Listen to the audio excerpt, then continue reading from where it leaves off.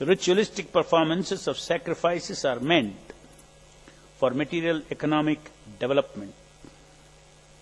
In other words, they are meant to keep the body in good condition for cultivation of spiritual knowledge.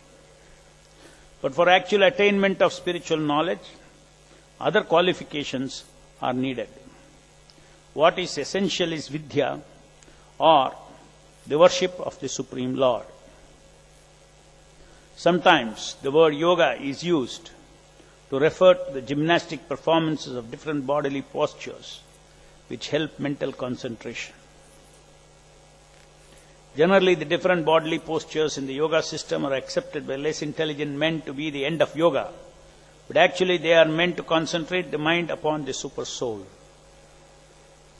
After creating persons for economic development, Brahma created sages who would set example for spiritual realization.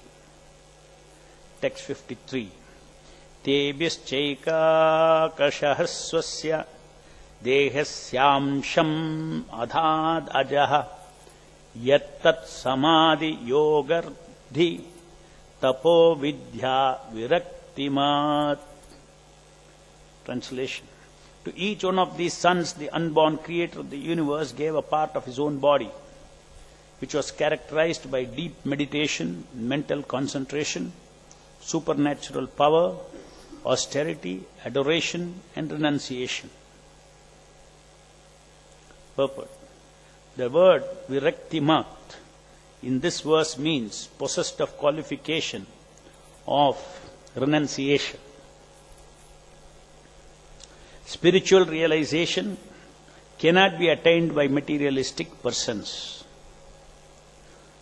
For those who are addicted to sense enjoyment, spiritual realization is not possible. In the Bhagavad Gita it is stated that those who are too attached to seeking material possessions and material enjoyment cannot reach yoga samadhi, absorption in Krishna consciousness. Propaganda that one can enjoy this life materially and at the same time spiritually advance is simply bogus.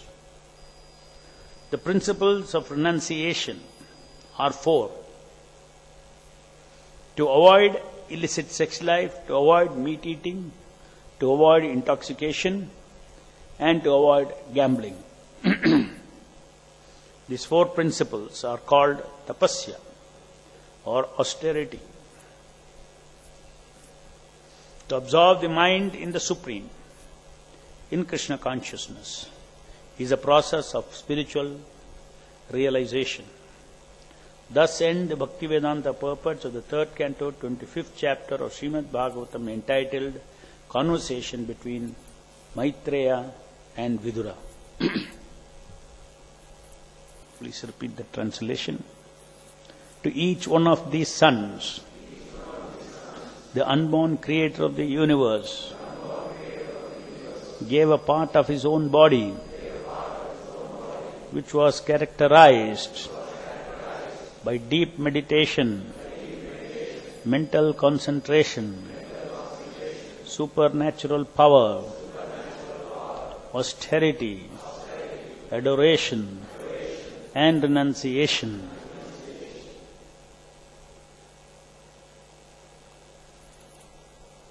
So this ends the chapter.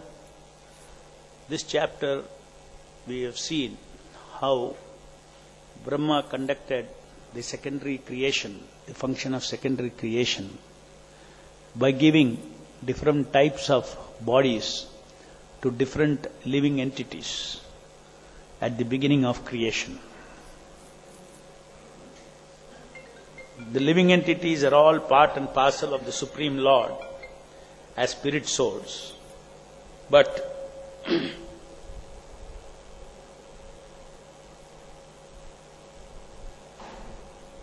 the living entities are all part and parcel of the Supreme Lord as spirit souls.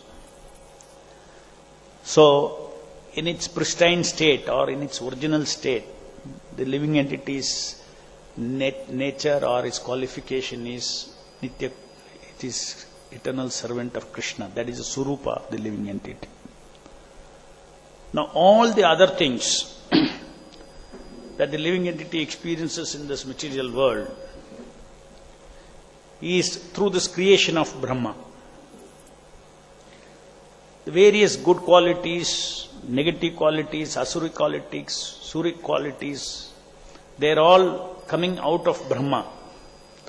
That is how we see that all the three gunas represent different parts of creation, different stages of creation of Brahma, where he created asuras, he created suras, he created rishis.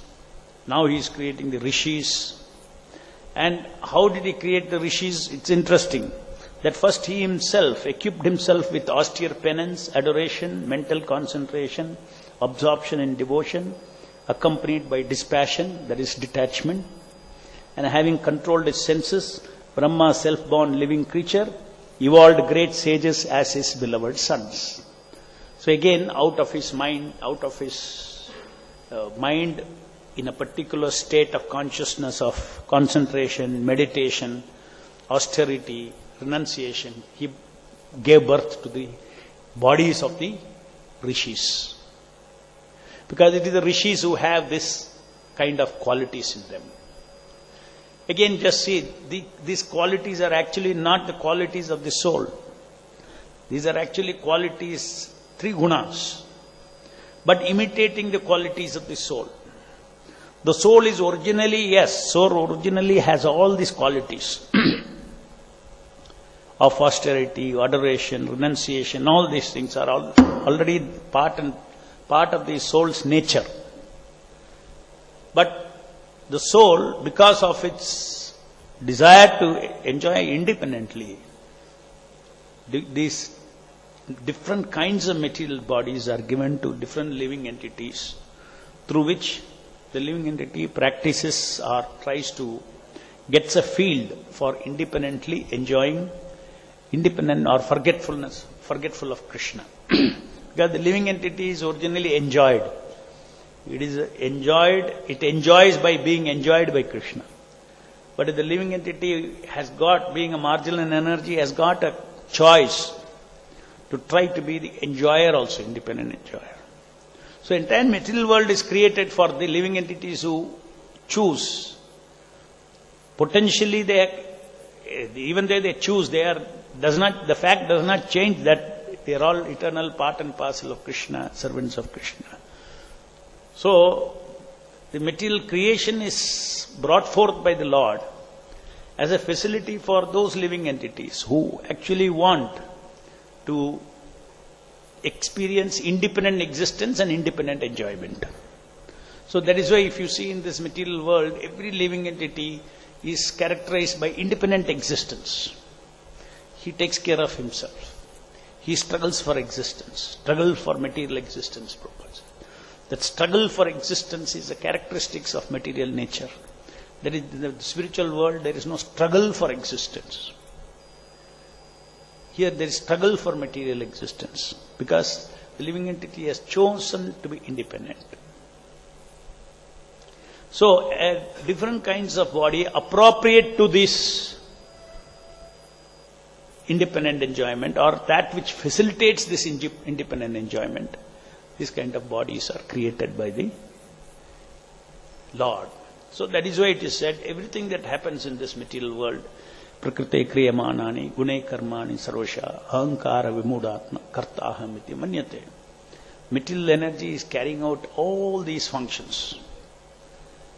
And then it is what we have got a choice is to simply to choose good from the bad. Choose to go to Sattva-guna from lower gunas. And then that kind of a situation, for instance, if you see the qualities of mentioned here, deep meditation, mental concentration, supernatural power, austerity, adoration, renunciation. Just like in really speaking, where is renunciation? Prabhupada says, once a devotee was asking, I want to renounce everything, take sannyas. Prabhupada said, what is yours to renounce? He said, nothing is yours. So in that sense, from the spiritual point of view, the soul does not have that, soul doesn't need renunciation. Soul in its constitutional position does not need renunciation. Because in his constitutional position, he is fully fixed in the situation that I am servant of God. Everything belongs to him. So what is there to renounce? But renunciation is a positive quality in this material world. It's a sattvic quality of sattvic ego. Because still you think I am this body. So it is not mine. I had to renounce. So one who is not fully realized all these things, positive things are required. Okay, why is austerity required? Only in the material world austerity is required. Soul does not require austerity. The soul, in order to awaken its consciousness that I am meant to please Krishna, he has to give up pleasing his false egos. Therefore, at that stage it is an austerity. So these are all qualities that are there in the material world, and this is personified by the rishis, who are actually representatives of the Lord, who represent the process of going back to Godhead, or process of getting detached from this material world. Just like, certain kind of bodies are produced for economic development. Everything is required. Dharma, artha, kama, moksha. So different living entities are created with different kinds of emphasis on sense gratification, emphasis on economic development, emphasis on moksha. The rishis' bodies are emphasizing the aspect of moksha, liberation. Therefore, we see here that the rishis, having equipped himself with austere penance, austere adoration, mental concoction and absorption in devotion, accompanied by dispassion, and having controlled his senses, Brahma, the self-born living creature, evolved great sages as his beloved sons. So in this material world, when we are in this material body, our free will is meant to select or to choose that which is favorable for devotion service, reject things that is unfavorable for devotion service. Whatever we have now in this material world, when we are embodied, is only material energy when we are embodied. So in the material energy, there are things favorable, there are things unfavorable. So we have to reject things that are unfavorable by this, whatever is in this yantra, or whatever in possession of the yantras. We should reject those that are unfavorable and accept things that are favorable for devotion service. While accepting and rejecting things, whether we reject things favorable, reject things or accept things, we should understand that those things are all part of this material energy. They are part of three gunas.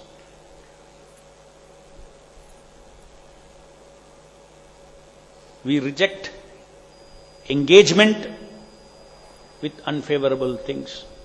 We reject engagement with unfavorable things. We accept engagement with favorable things. We reject and accept engagement. Ultimately, there cannot be any identification with this material world in the process of bhakti. So by this kind of engagement, we practice surrender to the Lord, to please the Lord, reject and accept. For what purpose? To please the Lord.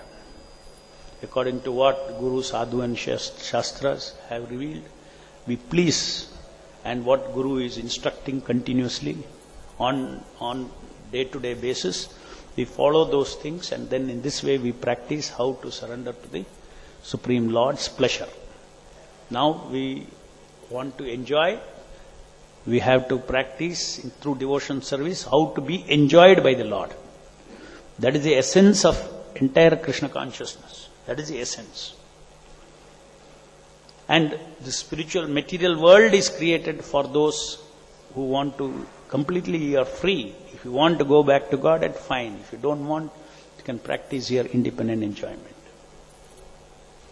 So in Krishna consciousness movement, if you see, it is so Chaitanya Mahaprabhu, Srila Prabhupada, by giving us this Krishna consciousness movement, especially in this particular form that Srila Prabhupada founded the International Society for Krishna Consciousness, he has given a great opportunity for living entities, even though they are not free from the sense of sense enjoyment, independent sense enjoyment. In spite of that, he has given us the opulence of spiritual existence, of no struggle for material existence. Those who are engaged in the mission of Chaitanya Mahaprabhu, he is given this bonus. So that is the reason why we should be grateful, we should be always engaged in the mission of the Lord, we should dedicate ourselves in the mission of the Lord. Those, even if one's sense gratificatory habit is disturbing him, simply by continuing to be in the mission of the Lord, continuing to have strong desire to serve Srila Prabhupada's mission, one's desire for sense gratification will get purified. One's desire for sense enjoyment will get purified. That is the reason why, even if some sense enjoyment is disturbing the living entity, still he remains in Krishna consciousness movement, because in him there is a desire to serve the mission of Prabhupada. Our desire to serve the mission of Prabhupada is what will protect us and purify us eventually. If we keep our desire sustained in serving Prabhupada, then the desire for sense enjoyment will actually slowly it will go away. Even if one has so many occasional fall downs, Prabhupada will eventually purify us. So it's a very special kind of a situation that Prabhupada has created for the living entities in this material world by creating this Sangha of Vaishnavas for devotion service, for preaching Krishna consciousness, through which we can be in spiritual life, which otherwise is not possible, as Prabhupada says here. What does he say here? He says,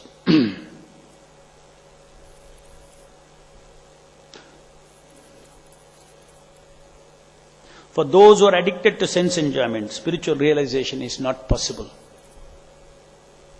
Not possible. Yet, if one is engaged in the service of a pure devotee's mission, the root desire for sense enjoyment, that will get uprooted by the purification of, by the effect of, by the result of such service to a pure devotee. So that is the reason why in our Krishna consciousness movement, it is not that one should not think, okay, I am addicted to so many different kinds of sense enjoyment, so why am I here inside ISKCON? I should not be, it's not the right place for me. Yeah, if one does not have a desire to serve Prabhupada's mission, to work hard for Prabhupada's mission, to sweat for Prabhupada's mission, then you are in the wrong place. Because then even sense gratification which was not there before will start coming up. What is, because according to Kala, according to time, different kinds of desires are coming out of the subtle body as we grow. And you will see that all those things will come and they will become very prominent if one does not have a prominent desire to serve Prabhupada. Somehow I have to be continuously engaged in Prabhupada's mission, engaged in Prabhupada's mission. Then occasional fall downs will go on decreasing, because the soul gets purified by such service.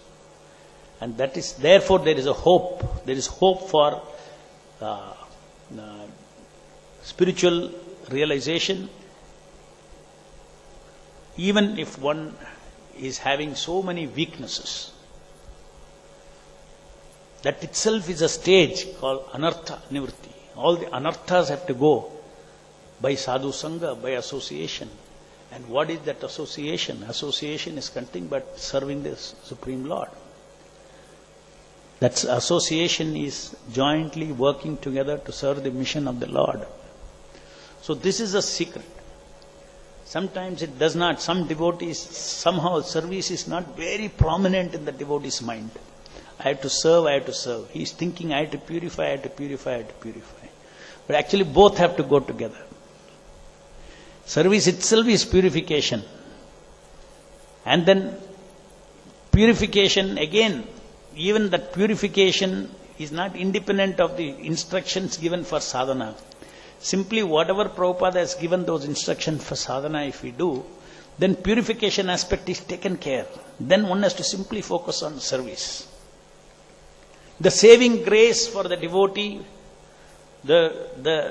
what brings all realizations for the devotee, what brings all spiritual advancement for the devotee is from his heart to do his service to the best of his capacity. Continuously go on engaging in doing service to Srila Prabhupada. Now doing service not necessarily mean achieving something. Achieving or not achieving, that is in the hands of the Lord. You may go out for 1 month, no collection may come. That is a different matter. That is a bonus. It's a bonus rasa for if we get result. Otherwise we have to first take rasa in engagement. You have to take rasa in engagement of devotional service. I am serving Prabhupada and Krishna's mission. That rasa, one has to learn how to feed his soul with that rasa.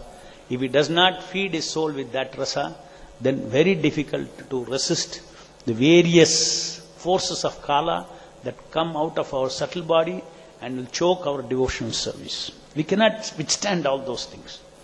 Only by the power of service to a pure devotee, we can withstand all that. And therefore Prabhupada has left behind so many instructions what to do continuously, what pleases him, what pleases him.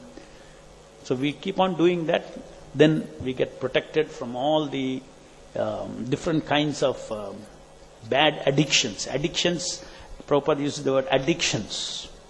Addicted to material sense enjoyment. That means habit. Habit, a word deeper than habit is addiction. Very deep habit is called addiction. So addiction will go away. Then addiction, there is another word called obsession. Obsession with sense gratification. Then addiction, then habit. So it starts as a habit. Slowly a habit becomes addiction. Addiction becomes obsession. Obsession means possession. Very, very intense desire for possessing that enjoyment. So this way, all these very deep problems, spiritual problems, very deep problems which affect our spiritual life, to uproot them is very scary. It's not possible to uproot by our efforts. Even yogis cannot do it. So difficult it is. Especially in this Kali Yuga body. No training from childhood. We are not born with proper Brahmanical training. And yet we are engaged in Brahmanical engagement of self-realization. How is it possible? It is possible by engagement in Prabhupada's service. So that should be very, very, very prominent. I have to serve Prabhupada, I have to serve Prabhupada, I have to continuously serve Prabhupada. That is the only way, that is the only way, that's the only way. Then it is possible. Any questions?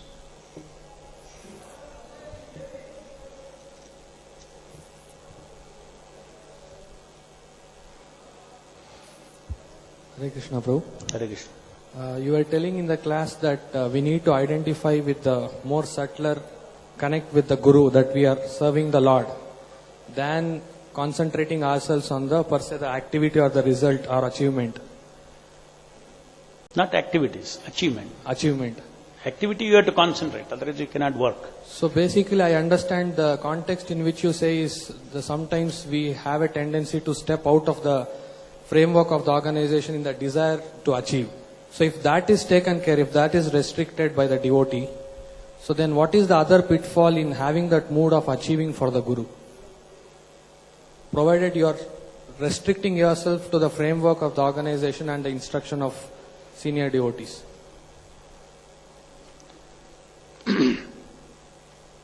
No, if it is within the framework, as you say, then one can think of achievement.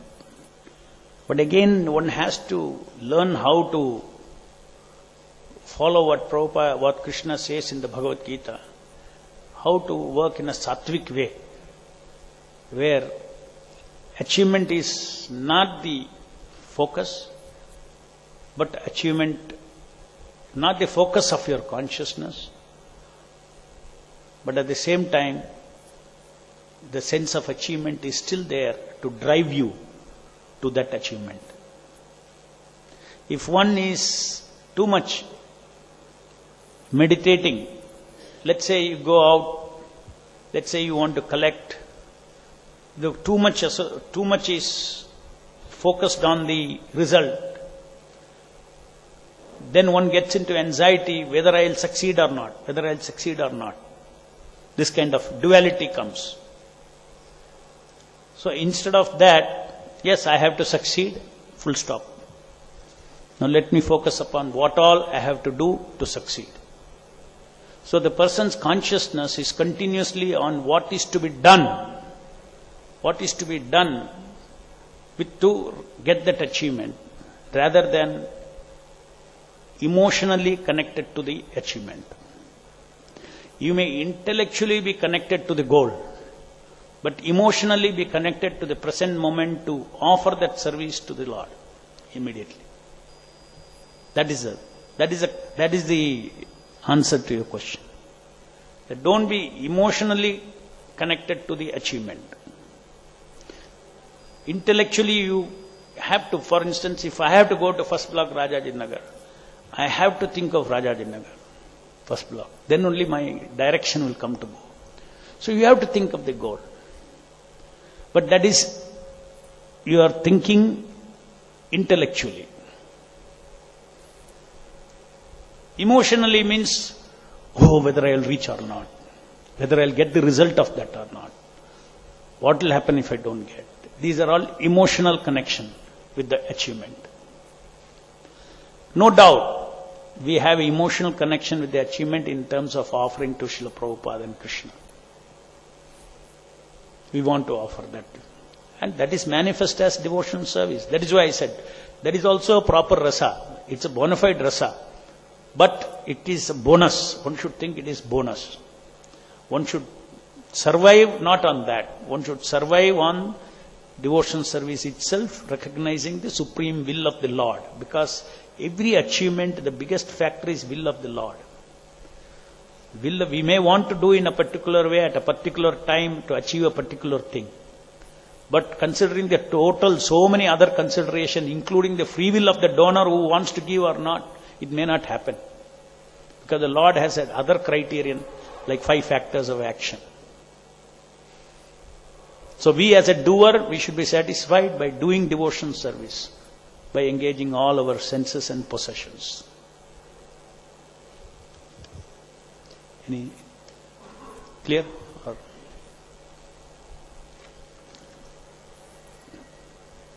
So it is not that we are talking about a balance. Balance is required. No extreme position will represent the truth.